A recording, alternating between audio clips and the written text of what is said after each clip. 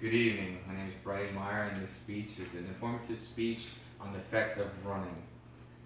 So the purpose of this speech is to talk to you about the positive effects of running and how it can help you stay healthy and motivated. The human body is a machine. It requires physical activity to remain happy and healthy. As a soldier in the Army, I do a lot of physical fitness every day. It's on a daily basis. So the question is when was the last time you did physical fitness?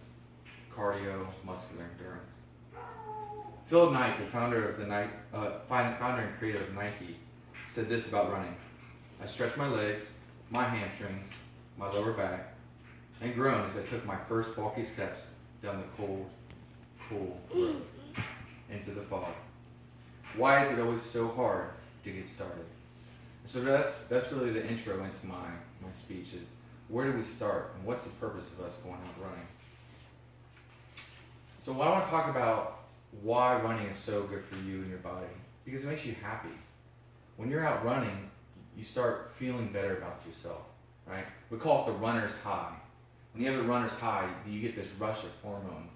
And as you start running over time, you start feeling better and better and better. And there's a lot of side effects to that. And one of those side effects is it helps reduce anxiety and depression. And so as people go through and they're running, they're developing that rhythm, they start to decrease in those hormone levels that cause depression. In a study published in Medicine, Science, and Sports and Exercise, researchers found that even a single bout of exercise, 30 minutes walking on a treadmill, could instantly lift the mood of someone suffering from a major depressive order. And I think that's important because we, as a society, we're so reliant on these new technologies like Fitbits and Garmin watches and GPSs. If we get out and walk for 30 minutes, that's just reducing the depressions that we have in society right now. So many people are upset and angry, and just getting out and walking is one of those things. Also, when somebody goes running, it helps boost their mood. They sleep better at night. They're concentrating better at work. And so that's just some benefits to just going out and walking or running. Another great benefit is if you go running, guess what? It's going to burn calories. You're going to get fit. You're going to get slimmer. And that's ultimately a lot of our goals in life. You know, New Year's comes through, and one of the things that we talk about is getting in better shape. And so running can help with that. According to Runner's World, a person weighing 200 pounds on a 30-minute run, moving at approximately 5 miles per hour, and covering a distance of 3 miles will burn about 350 calories. So 350 calories may not seem like it's a lot, but if you start doing a run every day for 30 minutes and burn 350 calories just running, you're doing great. Even after running though, a person will continue to burn those calories throughout the day. And so as they're running, they get home, they're going to eat something, guess what? They're still burning calories. They're still working through. When you're running, you're naturally strengthening your body, right? You're building that mass in your body. And it's going to strengthen your core, and it's going to strengthen your knees.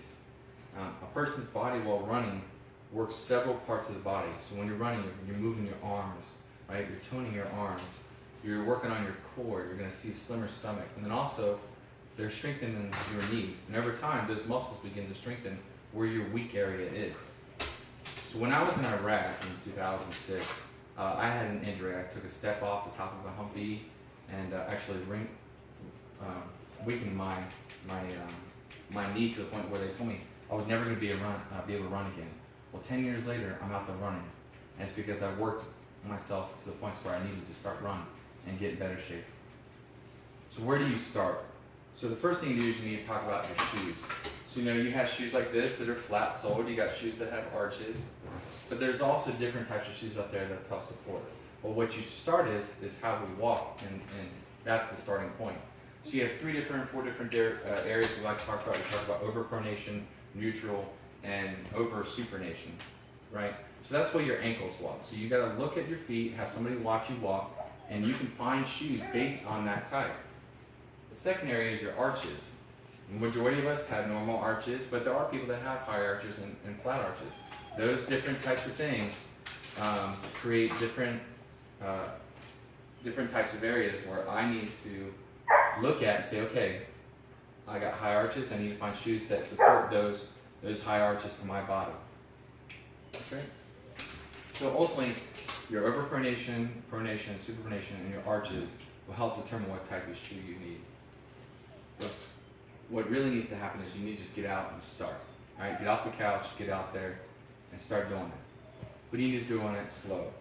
If it's been a long time since you went on a run, start slow with a brisk walk, and then start doing a little bit of jogging intervals. Try not to go beyond 50% of energy exertion. Right? So don't go out there and try to go 100%. Once you begin to feel comfortable, set goals. How far you want to go over time.